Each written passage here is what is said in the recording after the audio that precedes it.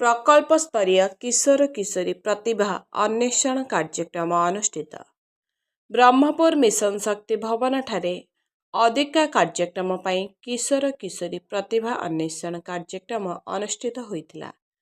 समन्वित शिशु विकास प्रकल्प अधिकारिणी Shrimati Gitanjali Raul, program officer Shrimati Shantikar Sudha Pattanaik, 17 number ward corporator Shriyukta Durga Kumar Nayak, Sakhi one stop केन्द्र Shrimati Maheshwata Padhi, military line high school शिक्षक श्रीयुक्त रघुनाथ पाढ़ी कार्यक्रम में उपस्थित रही किशोर किशोरी मानक किछि अमृतवाणी प्रदान करथिले।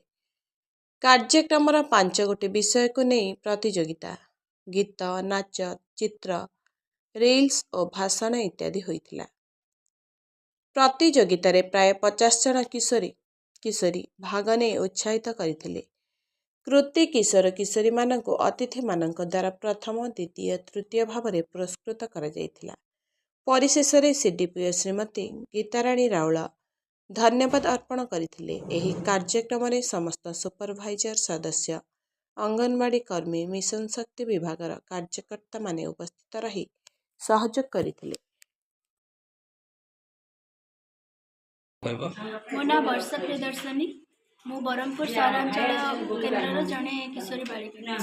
आज प्रकल्प स्वर किशोरी माने प्रतिभा अन्वेषण कार्यक्रम मिशन शक्ति भवन होता। आज आपण ये आसते कौन कहे? आज जेहेतु मिशन शक्ति हॉल रे प्रतिभा अन्वेषण कार्यक्रम है, सेठी प्रत्येक झील ये अराउंड 50 रु ऊर्ध्व झील पार्टिसिपेट करथिले।